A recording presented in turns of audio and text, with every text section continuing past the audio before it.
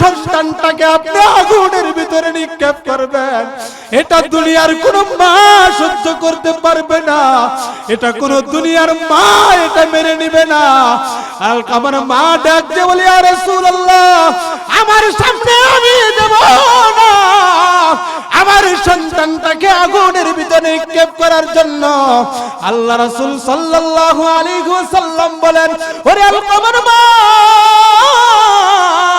দুনিয়ার আগুনটা তো তেমন ভয়ানক হবে না। আমরা দেখেছি বিভিন্ন জায়গায় আগুন লাগে কি লাগে না। এই আগুন লাগার পরে একটা বিল্ডিং এর ভিতর থেকে আরে মানুষগুলো বের হতে পারে না। দেখা যায় 2 ঘন্টা 3 ঘন্টার ব্যবধানে মানুষের দেহটাকে মানুষ বলে আর চিনা যায় না। আমার মসজিদের পাশে টঙ্গী টেম্পাকো কোম্পানিতে আগুন লেগেছিল। ফজরের নামাজের পর বিকট একটা আওয়াজ হলো, আওয়াজটা শুনলাম আর ধোঁয়া দেখতে পেলাম, দৌড়াইয়া গেলাম, সেখানে আগুন লেগেছে। ওই টেম্পাকোর ভিতরে আগুন লেগেছে। দায়িত্বরত ডিউটিরত কত মানুষ ছিল, আমার মুসল্লি ছিল। ওরে ভাইরা, ফজরের নামাজের পর আগুনটা লাগলো প্রায় 6টার দিকে, আর 9টার দিকে এর ভিতর থেকে লাশগুলি বের করতে লাগলো। আরে লাশগুলি এমন হয়ে গেল, মানুষ সেটাকে মানুষ বলবে না, কয়লাকে হার মেনে যাবে। তার দেহটা কালো চিকচিক চিকচিক হয়ে গেল, দেহ থেকে চর্বির টপ টপ টপ টপ করে ফুটাগুলি পড়তেছে। মানুষগুলি কেউ জীবিত রইল, কেউ আবার মৃত্যুবরণ করলো। ওরে যুবক ভাইরা, 3 ঘন্টার আগুনের ব্যবধানে যদি এমন সুরতটা হয়, আল্লাহ বলেন নারুল্লাহিল মুকাদা, আল্লাহর যেই জাহান্নামের আগুন, সেই আগুনটা হলো আল্লাহ রাব্বুল আলামিনের প্রজ্বলিত আগুন। যে আগুনটাকে 1000 বছরে যেটাকে যখন তাও দেওয়া হয়, এরপর আগুনের রংটা হয়ে যায় লাল। আরো 1000 বছর যখন তাও দেওয়া হয়, ফাহুয়া সাউদাউ মুজলিমা, এরপর হয়ে যায় সেটা লাল, লাল থেকে হয়ে যায় সাদা। আরো 1000 বছর যখন সেটাকে তাও দেওয়া হয়, ফাহিয়া সাউদাউ মুজলিমা। আল্লাহ রাসূল বলেন, সেই আগুনের রংটা কালো হতে হতে 3000 বছরে তাও দেওয়ার কারণে, তাকে যে জাল দেওয়ার কারণে তার রংটা হয়ে যায় কালো অন্ধকার। আল্লাহ রাসূল বলেন, ওরে আলকামার মা, দুনিয়ার আগুনের মধ্যে যদি তুমি দিতে না চাও, তাহলে তোমার সন্তানটাকে জাহান্নামের আগুনের মধ্যে তুমি কিভাবে নিক্ষেপ করবা? বলি, ইয়া রাসূলুল্লাহ, না না না, আমার সন্তান জাহান্নামে যাবে সেটা আমি মা চাই না। বলেন সুবহানাল্লাহ।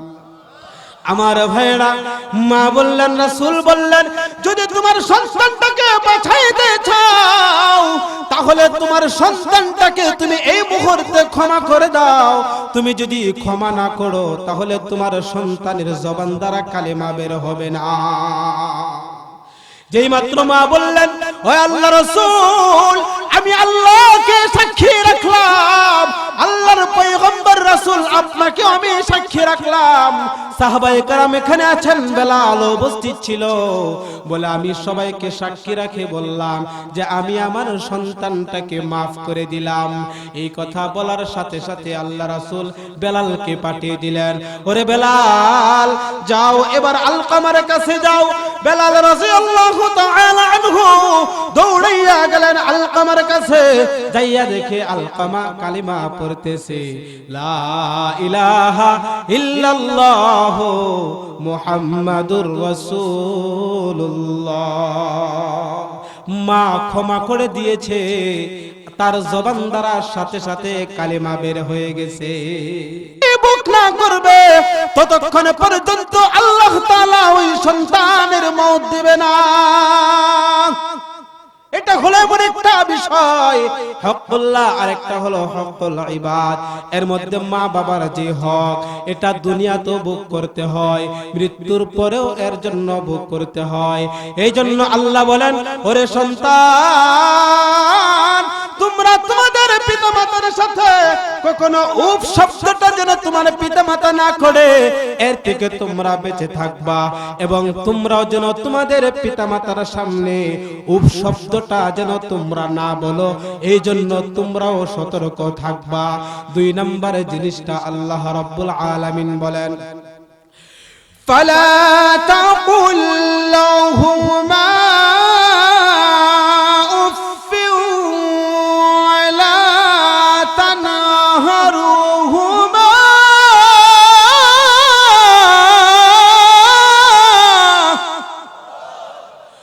ওয়া কুল লাহুমা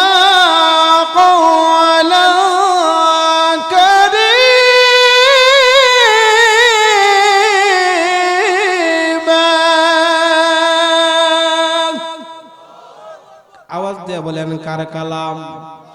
আরো চিৎকার করে বলেন না কার কালাম? আল্লাহু আকবার।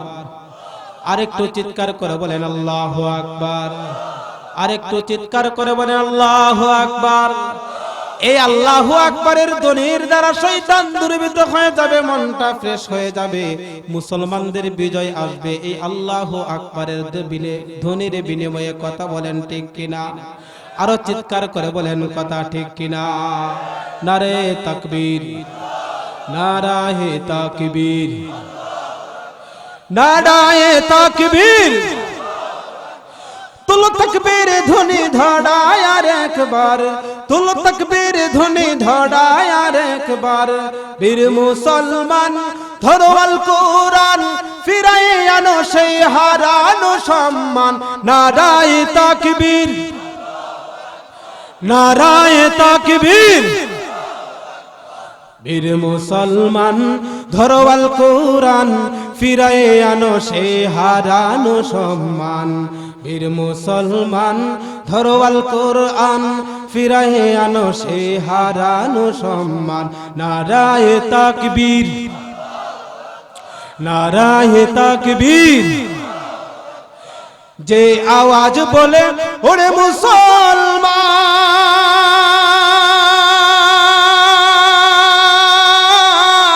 ভয়ে কাঁপিত কাফের বেঈমান। যে আওয়াজ শুনে ওরে মুসলমান,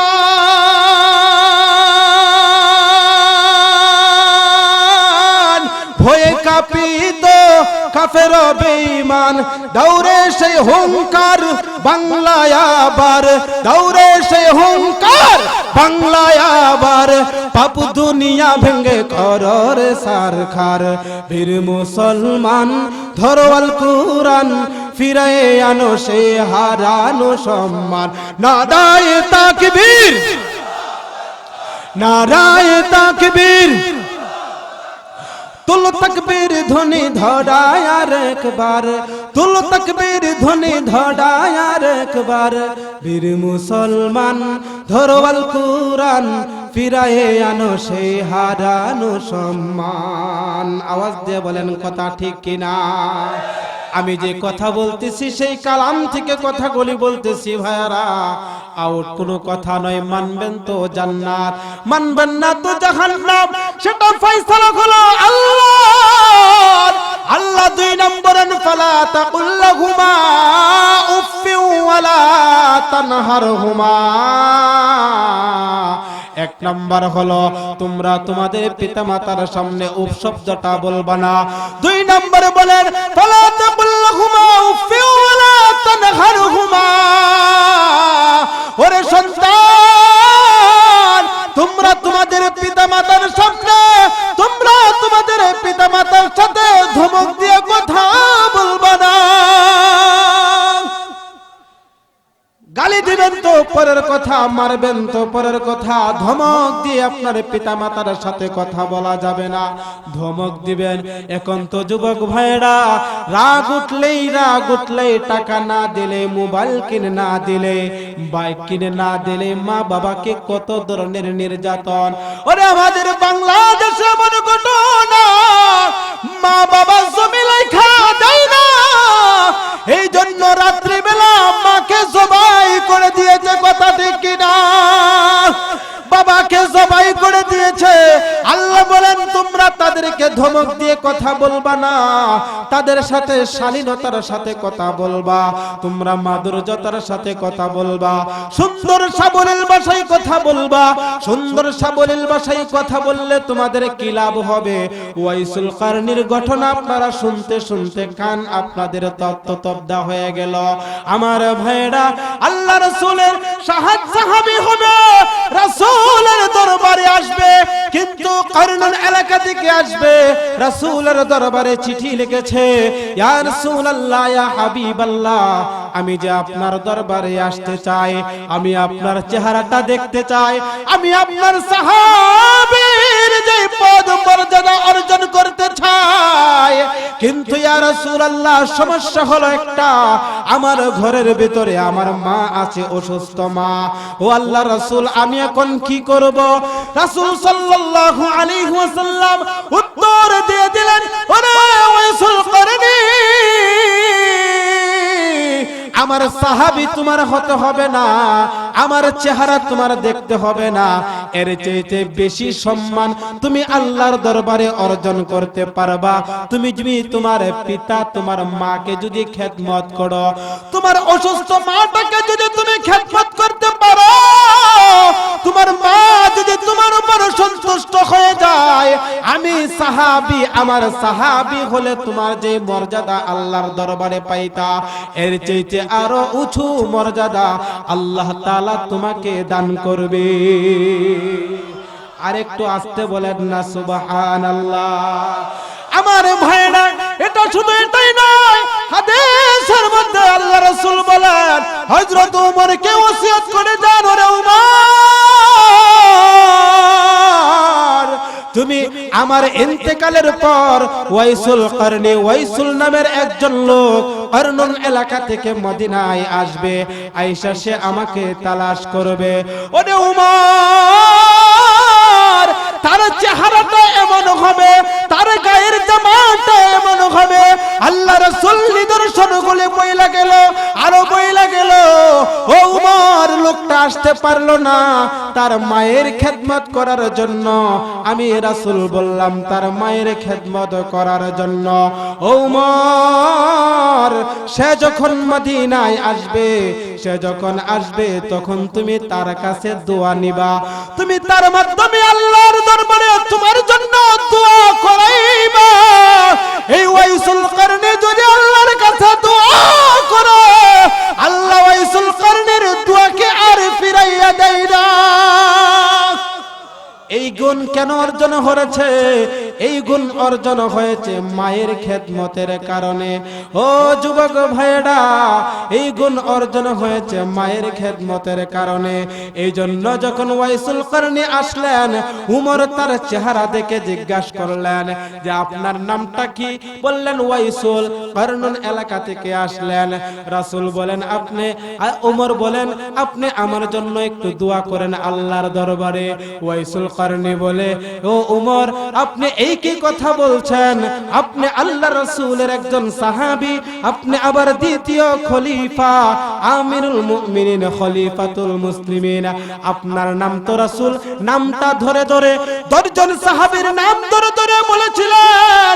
আমার বন্ধুদের মধ্যে, আমার সাহাবীদের মধ্যে আবু বকর হলো জান্নাতি, হযরত উমর হলো জান্নাতি, হযরত উসমান হলো জান্নাতি, হযরত আলী রাদিয়াল্লাহু তাআলা আনহুমা হলো তারা হলো জান্নাতি। এরকম 10 জন সাহাবীর নাম বলেছেন। ওয়াইসুল কারনি কয়, ও উমর, আপনি তো এমনিতেই জান্নাতি, আমার মতো একজন গুনাহগার লোকের কাছে আপনি দোয়া চান। উমর ডাক দিয়ে বলে, ওরে ওয়াইসুল কারনি, তোমার নাম আমার হাবিব পয়গম্বর দো জাহানের সরদার বলে গেছে। তুমি যেই মান মর্যাদা অর্জন করলা, তুমি যেই আল্লাহর জান্নাতের যে স্তর তুমি অর্জন করলা, এই কথাও রাসূল বলে গেছে। তুমি যত দোয়া করো সেই দোয়াগুলি আল্লাহ সরাসরি কবুল করে নেয়। এটা কেন হয়েছে রে যুবক?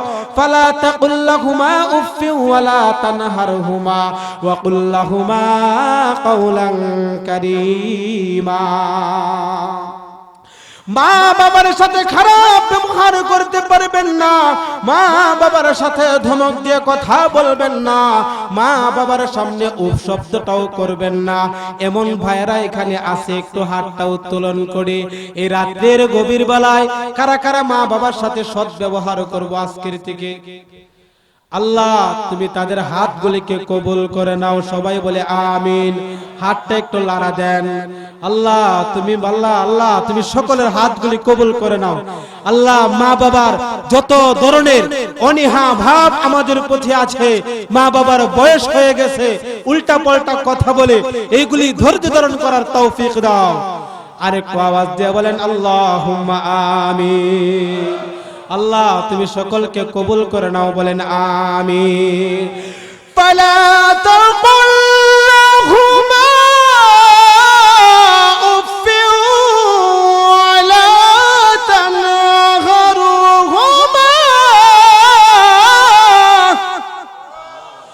ওয়া কুল লাহুমা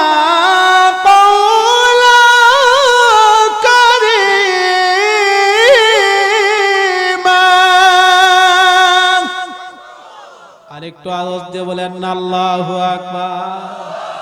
মা কেন এত দামি জানে না সকলে, মা কেন এত দামি জানে না সকলে, পড়তো যদি কুরআন হাদিস জানতো তাহলে। কথা বলেন ঠিক কিনা? আল্লাহর ওলি বাইজিদ বিরল ঘটনা, মায়ের সেবাই ছিল একটি উত্তম নমুনা। ছেলের জন্য করেন দোয়া, ছেলের জন্য করেন দোয়া, মায়ে দুহাত তুলে।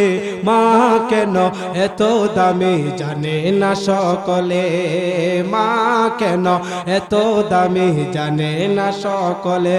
চিৎকার করে বলেন কথা ঠিক কিনা? আরে বাইজিদের নাম বিক্রি করে করে কত মাজার এখন বাংলার জমিনে চলে। কথা বলেন কথা ঠিক কিনা? এই বাইজিদ কিভাবে বাইজিদ হলো? মায়ের জন্য পানি নিয়ে আসছিল, মা ঘুমিয়েছিল। আমার ভাইরা সার কথা, মা শুধু দোয়া করেছিল, আল্লাহ তুমি আমার বাইজিদকে ওলিদের কাতার মধ্যে কবুল করে নাও। সেই দোয়া কবুল হয়েছে কি হয় নাই? আওয়াজ দিয়ে বলেন হয় কি হয় নাই? আরে চিৎকার করে বলেন হয় কি হয় নাই? আজকে একজন বাইজিদ রাসূলের সাহাবী নয়, তাবী নয়, তাবিও নয়, কিন্তু তার নামটা আজকে আমরা খুবই সম্মানের সহিত নেই। কিয়ামত পর্যন্ত বাইজিদের নামটুকু নেবে কেন? কেন? তার কারণ হচ্ছে একটা, মায়ের সাথে সুন্দর ব্যবহারের কারণে। মা যখন সন্তানের জন্য দোয়া করে, মায়ের বাবা যখন সন্তানের জন্য দোয়া করে, আল্লাহ রাসূল বলেন তিনটা দোয়া আছে এমন, তিনটা দোয়া, তিন ব্যক্তি যখন দোয়া করে তার মধ্যে কোনো পর্দা থাকে না, সরাসরি আল্লাহ কবুল করেন। বলেন সুবহানাল্লাহ। এর মধ্যে একটা হলো মজলুম, যার উপর নির্যাতন করা হয়। আরেকজন হলো মুসাফির। আরেকজন হলো সন্তানের জন্য মা আর বাবা যখন দোয়া করে, তখন সেই দোয়াটা সরাসরি আল্লাহর দরবারে কবুল হয়ে যায়। এর মধ্যে কোনো পর্দা থাকে না, এর ভিতরে কোনো পর্দা থাকে না। কিন্তু অনেকের প্রশ্ন আসে, হুজুর মা বাবা অনেক সময় উল্টা পাল্টা কথা বলে, অনেক সময় ইসলামের বিরুদ্ধে এমন কিছু কথা হয়, এগুলি আমরা মানব কিনা? ওরে আমার ভাইরা, সূরাতুল আনকাবুতের ৮ নম্বর আয়াত আল্লাহ রাব্বুল আলামিন বলেন, ওয়া ইন জাহাদাকা লিতুশরিকা বিমা লাইসা লাকা বিহি ইলমু ফালা তুতিউহুমা। যখন তোমাদের পিতামাতা তোমাদেরকে কোন শিরকের দিকে যখন হুকুম করবে, হারাম কাজের দিকে যখন কোন হুকুম করবে, তখন শুধু তোমরা সেই কাজটা মানবা না, কিন্তু এর দ্বারা তোমাদের পিতামাতার সাথে খারাপ আচরণ করা যাবে না। কথা মানবা না, কথা ঠিক, কিন্তু তাদেরকে চাপ প্রয়োগ করা যাবে না। ওমা আপনি এটা কেন বললেন, কেন বললেন, এর জন্য ধমক দিতে পারবেন না। এই আয়াতের তাফসীরের মধ্যে লেখে, এই আয়াতের যে শানে নজুল, এই শানে নজুলের মধ্যে লেখে হযরত সাআদ ইবনে আবি ওয়াক্কাস রাদিয়াল্লাহু তাআলা আনহু, উনি একজন আল্লাহ রাসূলের সার্টিফিকেট প্রাপ্ত একজন জান্নাতের সাহাবী। উনি জান্নাতে যাবেন যেরকম ভাবে উমর, আবু বকর, উসমান, আলীর কথা বলেছিলেন, এই 10 জনের ভিতরে সাআদ ইবনে আবি ওয়াক্কাস একজন সাহাবী, উনার নামটাও বলেছিলেন রাসূল যে সাআদ ইবনে আবি ওয়াক্কাস ও জান্নাতে যাবে, বলেন সুবহানাল্লাহ।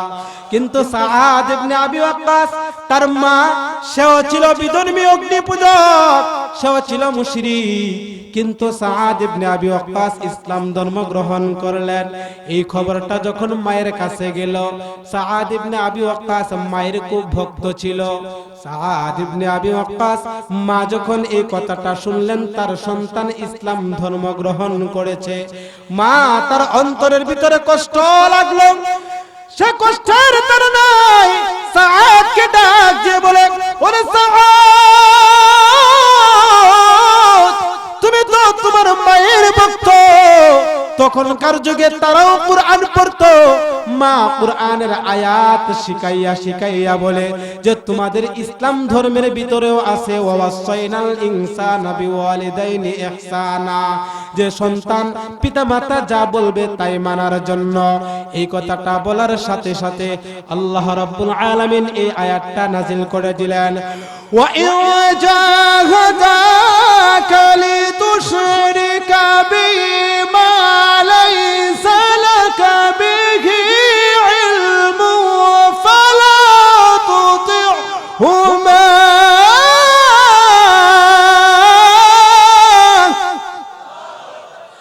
ও সাআদ, আল্লাহ রাব্বুল আলামিন আয়াত নাযিল করে দেয়, মা বাবা যখন কোনো হারাম কাজের দিকে তোমাকে দাবিত করবে, হারাম কাজ করার জন্য যখন তোমাকে বলবে, আল্লাহর সাথে শিরিক করার জন্য যখন তোমাকে বলবে, তোমরা শুধুমাত্র এই কথাটা তোমরা মানবা না, এই কথাটা কিন্তু শুনবা না, কিন্তু এর বিনিময়ে তোমরা তোমার মা বাবার সাথে খারাপ আচরণ করা যাবে না। তোমার মা মুশরিকা, সাআদ ইবনে আবি ওয়াক্কাসের মা বলেন, ওরে সাআদ, যতক্ষণ পর্যন্ত তুমি এই ধর্মটা ত্যাগ না করবা, তুমি তোমার পিতৃ ধর্মের মধ্যে না আসবা, ততক্ষণ পর্যন্ত আমি মা কোনো কিছু খাবো না, কোনো কিছু পান করব না। যদি আমার এইভাবে মরণ হয়ে যায়, তাহলে লোকেরা তোমাকে চিনবে যে সন্তানের জন্য মা ইন্তেকাল হয়েছে, মায়ের মরণ হয়েছে, এর দ্বারা মানুষ তোমাকে ভালো চোখে দেখবে না। আমার ভাইরা এই কথাগুলি যখন বলতে লাগলেন, তাফসীরের কিতাবের মধ্যে লেখে সাআদের মা একদিন এক রাত্র, 3 দিন 3 রাত্র হয়ে গেল, সাআদের মা কোনো কিছু খায় না, পান করে না।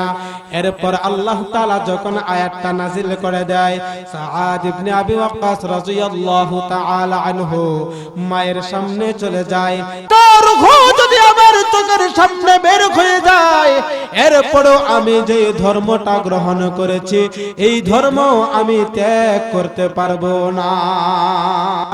তখন তার অংশন যেটা সে করেছিল সেটা সে প্রত্যাহার করেছে। ও যুবক ভাইরা, এই কথাগুলি বলার দ্বারা একটাই উদ্দেশ্য, কোন ঘটনা বানিয়ে বলছি না, প্রত্যেকটা ঘটনা কুরআন এবং হাদিস থেকে বলতেছি যেন আপনারা আমল করেন। এখানে অনেক যুবক আছে যে মা বাবার সাথে কথা কয় না, বউয়ের সাথে কথা কাটাকাটি হয়েছে, দেখা যায় বউ সঠিকের মধ্যে আছে, এরপরেও দেখা যায় বউয়ের সাথে মা একটু লাগাবাজ, একটু বেশি করে কথা বলেন, কথা ঠিক কিনা? সমাজের মধ্যে এখন এটা চলছে বেশি, মা একটু বেশি কথা বলে, এটা বউ সহ্য করতে চাই না। একটু চিন্তা করে দেখবেন, আপনার শরীরটা যতক্ষণ পর্যন্ত সুস্থ আছে, ততক্ষণ পর্যন্ত আপনার বিবি আপনার কথা শুনবে, আপনার আনুগত্য থাকবে। আল্লাহ না করুক যদি আপনার 2টা হাত 2টা পা যদি আজকে না থাকে, আপনার বিবিও আপনার কাছে থাকবে না।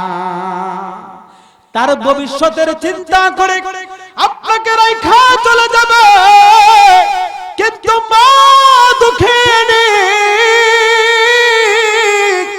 যেই ভাই আপনাকে 6 থেকে 10 মাস এর ভিতরে আপনাকে পেটের ভিতরে রাখলেন। সূরাতুল লুকমানের মধ্যে আল্লাহ তাআলা বলেন, ওয়াসাইনাল ইনসানা বিওয়ালিদাইহি। লুকমান যখন তার সন্তানকে নসিহত করেন, আল্লাহ বলেন, ও লুকমান, তুমি তোমার সন্তানকে আমার পরিচয় দিলা, এখন আমি আল্লাহ আমি সন্তানদেরকে হুকুম করলাম, ওসিয়ত করতেছি যে তারা যেন তাদের পিতামাতার সাথে সদ্ব্যবহার করে। বলেন সুবহানাল্লাহ। হামালাতুহু উম্মুহু কুরহান ওয়া ওয়াদাআতহু কুরহান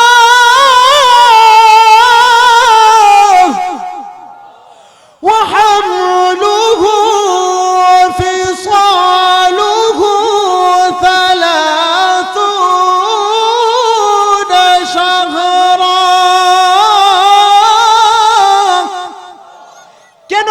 কেন আপনার মা বাবার সাথে সদ্ব্যবহার করবেন? কেন এত ধৈর্য ধারণ করবেন? এটা এমনিতেই নয়। আপনার মা আপনাকে এর পূর্বে যে ঋণ দিয়েছে, যে ঋণ, এই ঋণ আপনি শোধ করতে পারবেন না। গায়ের চামড়াটা যদি জুতা বানিয়ে দেন, এরপরও মায়ের ঋণ শোধ হবে না।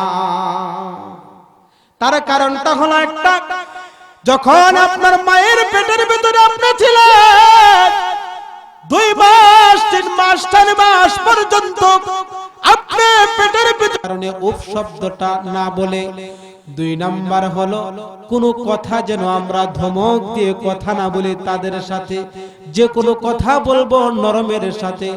3 নাম্বার ওয়াকুল্লাহুমা কাউলান কারীমা, তাদের সাথে সম্মানিত সুলভ কথা বলবো, সম্মানিত ব্যবহার যেটা হয় হাই কোয়ালিটির সেটা আমরা করব। আজকে এই মাহফিল থেকে যাইয়া যাদের মা বাবার সাথে মনোমালিন্য আছে, কথা বলি না, এমন যুবক অনেক আছে। মা বাবার সাথে কথা বলি না, সন্তানের ঝগড়ায়, বিবির ঝগড়ার কারণে।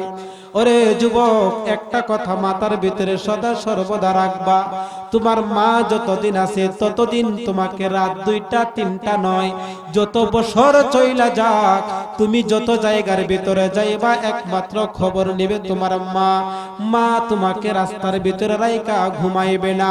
আরে রাত্রে জয়টা হয় না কেন? 3টা 4টার সময় বাড়িতে যাই, এরপরও দেখা যায় মা কিছুক্ষণ পর পর খোল দেয়, ওরে বাবা তুমি কোথায় আছো, কোথায় আছো বলে তুমি আজকে আইসো না, যেখানে ওয়াজ করেছো সেই এলাকায় একটু থাইকা যাও, মসজিদে থাকো, ওয়াজের লোকদেরকে বলবা তারা যেন জায়গায় থাকার জন্য। এই কথাটা কেন বলে? কেন বলে? জানে রাত্রে 3টা 4টার সময় ডাকাতের ভয় আছে, গাড়ির অ্যাক্সিডেন্ট এখন প্রতিদিন হইতেছে, আর আমরা এমন একজন মানুষ প্রতিদিন রিস্ক নিয়ে সারাটা বাংলাদেশ আমাদের ঘুরতে হয়, আর ঘোরার সময়টা হলো বেশিরভাগ রাত্রিবেলা। ওরে যুবক ভাইরা, এই জন্য তোমরা যখন ঢাকা যাও, চট্টগ্রাম যাও, দেখবা তোমার মা কিছুক্ষণ পর পর তোমার মায়ের কাছে মোবাইল নাই, এরপরও বৌমাকে বলবে, ওরে মা একটু খবর নিয়ে দেখো না তার কি খবর, কতটুকু গিয়েছে, কোথাও কোনো ঝামেলা পড়লো কিনা, কোনো অ্যাক্সিডেন্ট যদি হয়ে যায় মায়ের মনের মধ্যে আঘাত এসে যায়। ও আমার যুবক ভাইরা, আজকের এই মাহফিল থেকে পণ করে নেবেন, প্রতিজ্ঞা করে নেবেন, যতদিন আল্লাহ আপনাদেরকে হায়াত দরাজ করে রাখে, আপনার মা আপনার বাবা আপনার সাথে যত খারাপ ব্যবহার করুক না কেন, আপনার একটা পণ থাকবে, প্রতিজ্ঞা থাকবে, আমার দ্বারা যেন মা বাবা কোনো কষ্ট না পায়। উল্টা মা বাবা খারাপ ব্যবহার আপনার সাথে করতেছে, এরপর আপনি মা বাবার পায়ের মধ্যে ধরবেন, তাতে আপনার মান সম্মান বাড়বে না, কমবে না, আপনার মান সম্মান আল্লাহ তাআলা আরো বাড়িয়ে দিবে। মা বাবার কাছে সম্মানিত হয়ে যাবেন, সুন্দর সাবলীল ভাষায় কথা বলবেন। আলোচনাটা অনেক বড়, সময় সংক্ষিপ্ততার জন্য একটু তাড়াহুড়া করে ভাই আমি সময়টাকে গুছিয়ে দিয়েছি।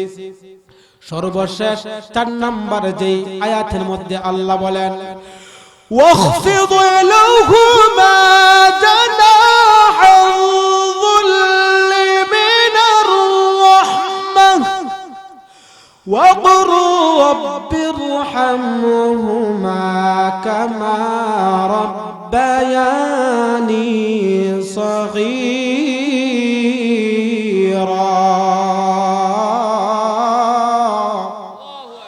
4 নম্বর ওয়াখফিদ লাহুমা জানাহাদ যুল্লি মিনার রাহমা মা বাবার সামনে আপনার রহমতের দানাটা আপনার জীবনটাকে আপনার সত্তাটাকে মা বাবার সামনে এমন ভাবে বিলীন করে দিবেন যেমন ভাবে আমরা বর্তমান সমাজে কর্মচারী তার মনিবের কাছে বিলীন করে দেয়। মনিব যেন রাগান্বিত না হয়, মালিক যেন গুসা না হয়, মালিকের হুকুমটা যেন অমান্য না হয়। এই জন্য দেখবেন মালিক যখন আসে স্যার স্যার বলতে থাকে, হুজুর হুজুর বলতে থাকে। কথা বলেন, কথা ঠিক কিনা? একবার বলবে স্যার, একবার বলে না, এর ভিতরে 4 বার 5 বার বলবে জি স্যার, জি স্যার, জি স্যার। ও আমার ভাইয়েরা, এটা স্যারের কাছে নয়, এটা আপনার মা বাবার কাছে আজকের থেকে শুরু করবেন। ও মা, তোমার কি লাগবে, কি লাগবে বলো, আমি আমার জানের প্রান্তর আমি চেষ্টা করব। মা বাবা তোমরা বলো, আমি এনে দিব। কোত্থেকে আনবো সেটা দেখার বিষয় নয়। ও আমার যুবক ভাইয়েরা, 5 নম্বর যাদের মা বাবা নাই, আল্লাহ বলেন ওয়াকুর রব্বিরহামহুমা, একটা দোয়া শিখিয়ে দিয়েছেন। আল্লাহর দরবারে দোয়া করবেন, রব্বিরহামহুমা কামা রব্বায়ানি সগীরা।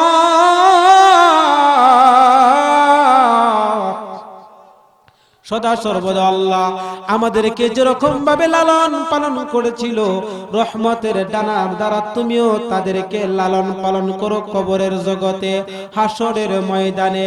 সর্বশেষ যে জিনিসটা আমার ভাইয়েরা, এখন 2 ধরনের খেদমত আছে আমাদের বাংলাদেশে, সারা বিশ্বের বুকে কয় ধরনের? এটা নতুন কথা, আজকে শুইনা নেন, কারণ এই পর্যন্ত আমরা সবাই আলোচনা করি। এর পরের আয়াতের মধ্যে আল্লাহ রাব্বুল আলামিন গুরুত্বপূর্ণ একটা জিনিস বলেছেন, রব্বুকুম আ'লামু বিমা ফি নুফুসিকুম।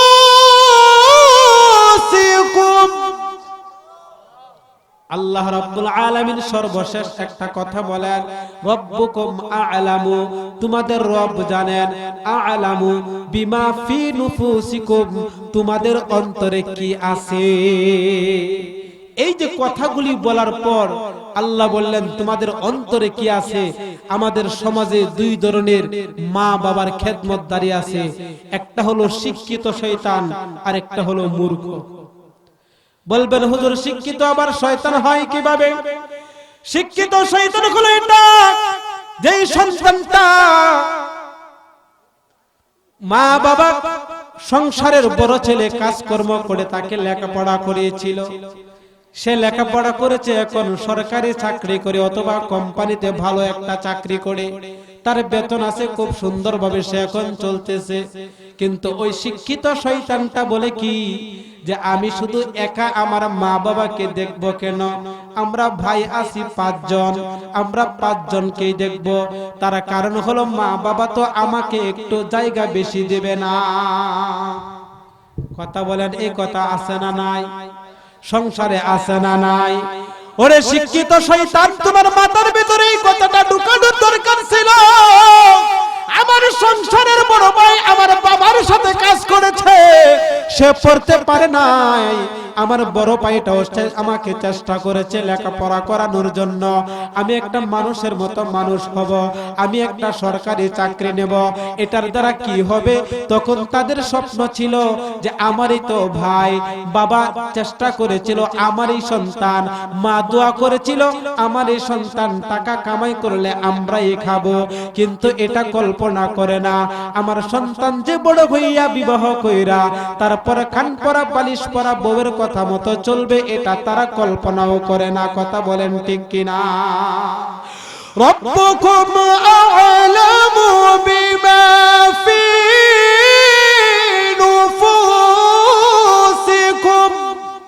এই জন্য ওই শিক্ষিত শয়তানটা দেখা যায় সমাজের মধ্যে যখন ভাগ বন্টন হয়ে যায়, তখন শিক্ষিত শয়তান যখন 500 টাকা দেয় 5 বারের লোকদেরকে দেখায়, দেখো আমি মা বাবারে দিতেছি, আমার ভাই তো সেটা দেয় না।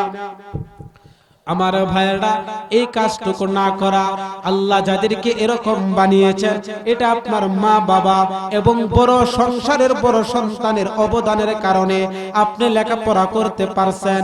যদি তারা এই সুযোগটা করে না দিত, তাহলে আপনিও লেখাপড়া করতে পারতেন না। কথা বলেন ঠিক কিনা? এই জন্য আমরা যারা আছি, রব্বুকুম আ'লামু বিমা ফি নুফুসিকুম, লোক দেখানো মা বাবার ইবাদত যেন আমরা কেউ না করি। লোক দেখানো, সপ্তাহে একটা মাছ কিনে দিলেন, মা বাবাকে আলাদা করে দিলেন, ছোট্ট কুড়ে ঘরের ভিতরে থাকে, আপনি আলাদা হইয়া সুন্দর একটা বিল্ডিং তুললেন, ঘর তুললেন, এটার ভিতরে আপনি খুব আরাম আয়েশে আছেন, আর মা বাবা বুড়া বুড়ি ছোট্ট একটা কুড়ে ঘরের ভিতরে আছে। ভাই সময় কম, আগামী কালকে আমারও ভার্সিটির পরীক্ষা। আমার এখানে কথা ছিল, যিনি দাওয়াত দিয়েছেন ফোনে, বারবার আমি ওনাকে বলেছি আমার বয়ান কয়টা দিবেন, উনি আমাকে বলেছে 10টাই দিবে। এই জন্য আমি বয়ানটা রেখেছিলাম, কিন্তু 11টা, প্রায় 11:30 আমাকে বয়ান দিয়েছে। এখান থেকে রাত্রে রাত্রে ঢাকা যাব, কালকে পরীক্ষা দিয়ে আবার আগামীকাল আপনাদের কটিয়া দিয়ে, এরপরের দিন যশোদল, ইনশাল্লাহ যশোদল আসবো, এরপরে আবার বিনহাটি, দিনের বেলা, রাত্রে বেলা আছে বাজিতপুর। তো এই জন্য আমিও আপনাদের কাছে দোয়া চাই, এই আলোচনার দ্বারা শুধু কণ্ঠ এটা নয়, এখানে শিক্ষণীয় জিনিস, মাহফিল সফলতা তখনই আসবে আপনি এখান থেকে কি শিখলেন। শুধুমাত্র আমি আজগবি ঘটনা বললাম, আপনারা শুনলেন, বস চলে গেলেন, এটার নাম ওয়াজ নয়। যে আয়াতগুলি তেলাওয়াত করছি, প্রত্যেকটা হরফের বিনিময়ে 10টা করে নেকি আপনারা পাবেন, সওয়াব পাবেন। আর এই মাহফিল থেকে এমন কেউ আসি যে আমার সংসারের সাথে, আমি মায়ের সাথে কথা বলি না, বাবার সাথে কথা বলি না, এমন কেউ আসি যে হুজুর আমি বলি না, কিন্তু আজকে আমি এটা মীমাংসা করব এই মাহফিল থেকে যাইয়া। লজ্জার জন্য নয়, আল্লাহ আপনার মান সম্মান বৃদ্ধি করে দিবে, এমন কি কেউ আসি? কেউ নাই, সবাই মা বাবার সাথে সুসম্পর্ক আছে, আলহামদুলিল্লাহ সবার আছে। তাহলে আল্লাহকে সাক্ষী রেখে বলেন যে সামনে থেকে আমি যে কথাগুলি বলেছি, দেখেন ধারাবাহিকভাবে এই মা বাবার সম্পর্কে অনেকগুলি আয়াত আমি বাস করেছি আলাদা করে, ওইগুলি বলার সময় নয়। আমি 5টা জিনিস, এর মধ্যে 4টা জিনিস তাদের সাথে ব্যবহার যারা জীবিত আছে করতে হবে, এর মধ্যে আরো অনেকগুলি আছে। কিন্তু আজকের এই আলোচনার পর থেকে যাদের সাথে সামান্য মনোমালিন্য আছে, আমরা বিবিকে বিবির স্থানে রাখবো, মাকে মায়ের স্থানে রাখবো, বাবাকে বাবার স্থানে রাখবো। কথা ঠিক আছে? আলোচনা বুঝতেছেন? আবার অনেকে আছে যে বিবির বিরুদ্ধে বললেন, না বিবির বিরুদ্ধে নয়, বউয়ের যে সম্মান বউকে দেব, মায়ের যে সম্মান মাকে দেব।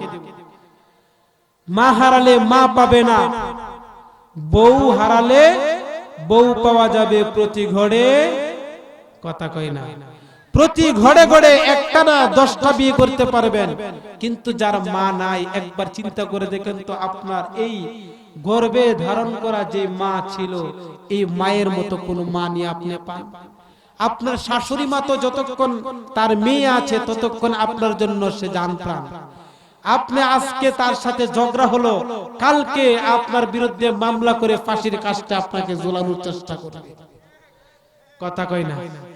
মিথ্যা বলছি?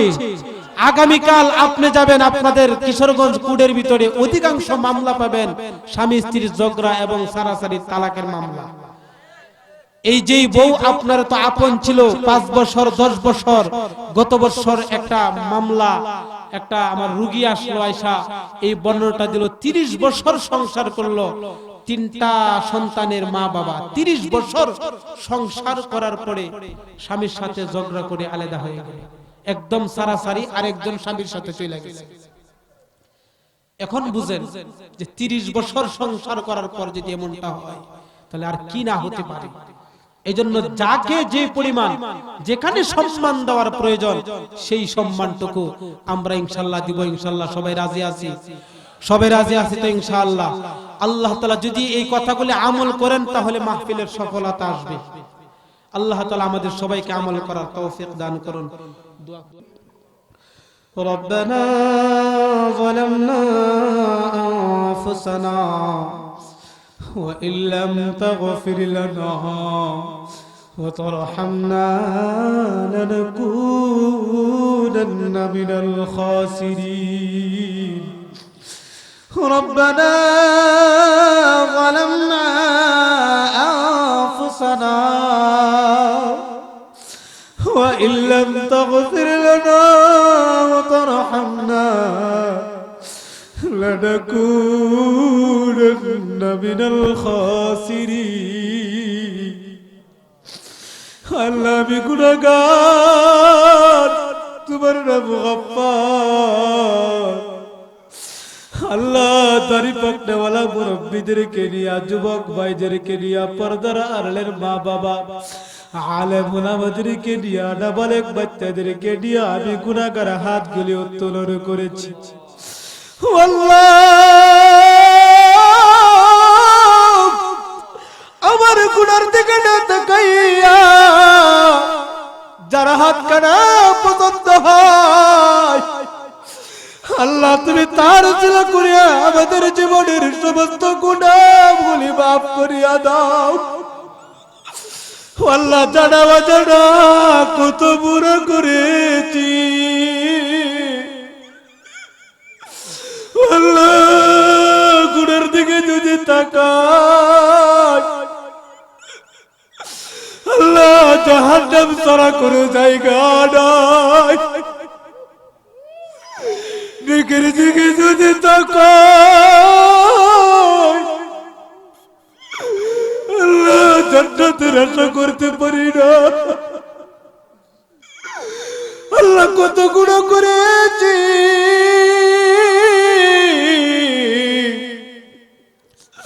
দুনিয়ার মানুষ জানে না। যদি দুনিয়ার মানুষ জানতো আমাদেরকে সমাজে জায়গা দিত না। আল্লাহ তোমার নাম গফফার, তোমার নাম গফুরুর রহিম।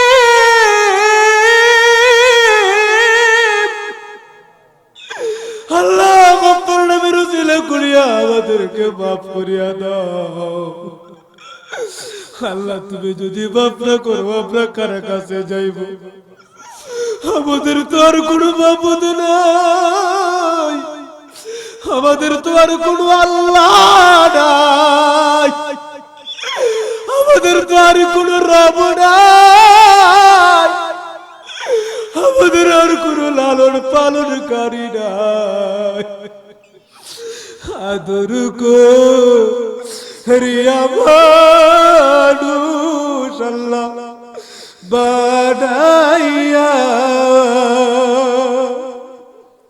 কেমনে জীবা জাহান্নামে ফেলিয়া। তুমি যদি মাফ না করো আল্লাহ বান্দারে,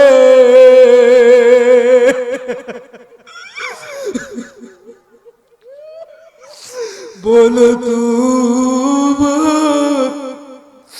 বান্দা যাবে কার কাছে? তুমি যদি মাফ না করো আল্লাহ বান্দারে, পড়বে কেটে জাহান্নামের আগুনে। আল্লাহ তুমি মাফ করিয়া দাও। সকলে আল্লাহকে ডাকতেন, আল্লাহ আল্লাহ আল্লাহ আল্লাহ। আমি একজন মুসাফির, আল্লাহ তুমি দোয়াগুলোকে কবুল করিয়া দাও। আল্লাহ আজকের এই বাপেরটাকে কবুল করিয়া দাও। আল্লাহ আমি সৌজাদের বাবা নই, আল্লাহ কত জনের মা নয়, পানি ছেড়ে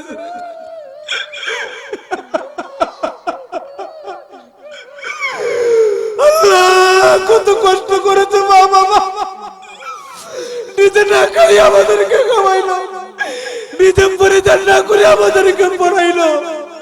আল্লাহ শীতের মধ্যে আমাদেরকে কুলে নিয়ে বসে রইল, ভিজা কাপড় নিয়ে তো কষ্ট করেছে। সে মা বাবাকে 3.5 রাত পাঠিয়ে দিচ্ছে। দুনিয়ার লক্ষ লক্ষ মাইল দূরের কবর নিতে পারি, আল্লাহ 3.5 হাত মাটির নিচের কবর নিতে পারি না। আল্লাহ তুমি তাদেরকে মাফ করিয়া দাও, আল্লাহ তুমি তাদেরকে মাফ করিয়া দাও, আল্লাহ তুমি সকলের কবরের আযাবকে মাফ করিয়া দাও, আল্লাহ জান্নাতের বাগান বানাইয়া দাও, আল্লাহ জান্নাতের হাওয়া তাদের কবরে চালু করিয়া দাও, আল্লাহ জান্নাতি পোশাক তাদেরকে পরিধান করাইয়া দাও। আল্লাহ আমি সহ যাদের মা দুনিয়াতে আছে, আল্লাহ তুমি যেভাবে বলেছো তোমার হাবিব বলেছে, মাওলা আমরা তো মানুষ দুর্বল, আল্লাহ আমাদের দ্বারা ভুল ত্রুটি হয়ে যায়, আল্লাহ তুমি আমাদেরকে মাফ করে দাও। আল্লাহ মা বাবার হক যেন আদায় করতে পারি সেই তৌফিক দিয়া দাও, আল্লাহ মা বাবার হক যেন আদায় করতে পারি সেই তৌফিক দিয়া দাও। আল্লাহ বিশেষভাবে এই মাহফিলটাকে কবুল করিয়া নাও, আল্লাহ যারা এই মাহফিলের আয়োজন করেছে এলাকাবাসীকে কবুল করিয়া নাও, আল্লাহ এই এলাকাবাসী থেকে মাওলা বালা মুসিবত দূর করিয়া দাও, আল্লাহ অভাব অনটন দূর করিয়া দাও, আল্লাহ ঝগড়া ফাসাদ দূর করিয়া দাও, আল্লাহ মিল মুহাব্বত সৃষ্টি করিয়া দাও, আল্লাহ হিংসা থেকে আমাদেরকে হেফাজত করুন, আল্লাহ ব্যবসা বাণিজ্যের মধ্যে বরকত দান করুন, আল্লাহ শত্রু তুমি হইতে আমাদেরকে হেফাজত করুন, হিংসুকের হিংসা হইতে আমাদেরকে হেফাজত করুন, আল্লাহ গাড়ির অ্যাক্সিডেন্ট দিও না, আল্লাহ পানিতে ডুবাইয়া মারিও না, আল্লাহ ক্যান্সার রোগ দিও না, আল্লাহ হঠাৎ মওত দিও না, আল্লাহ হঠাৎ মওত দিও না, আল্লাহ তুমি আমাদের সবাইকে মাফ করিয়া দাও, আল্লাহ তুমি যুবকদেরকে ক্ষমা করিয়া দাও, আল্লাহ তুমি যুবকদেরকে ক্ষমা করিয়া দাও, আল্লাহ আজকের এই আলোচনাগুলিকে বাড়ার তৌফিক দিয়া দাও, আল্লাহ এই আলোচনার ভুলভ্রান্তিকে মাফ করিয়া দাও, আল্লাহ আমরা সবাই যেন মাওলা মা বাবার সাথে সদ্ব্যবহার করতে পারি সেই তৌফিক দিয়া দাও। সুবহান রাব্বিকা রাব্বিল ইজ্জাতি আম্মা ইয়াসিফুন। আল্লাহ যা কিছু বলা হয়েছে বলার বাকি আছে, আল্লাহ প্রত্যেকের মনের নেক বাসনাগুলি আল্লাহ আপনি কবুল করিয়া নিন। সুবহান রাব্বিকা রাব্বিল ইজ্জাতি আম্মা ইয়াসিফুন ওয়া সালামুন আলাল মুরসালিন ওয়ালহামদুলিল্লাহি রাব্বিল আলামিন। আসসালামু আলাইকুম ওয়া রাহমাতুল্লাহি ওয়া বারাকাতুহু।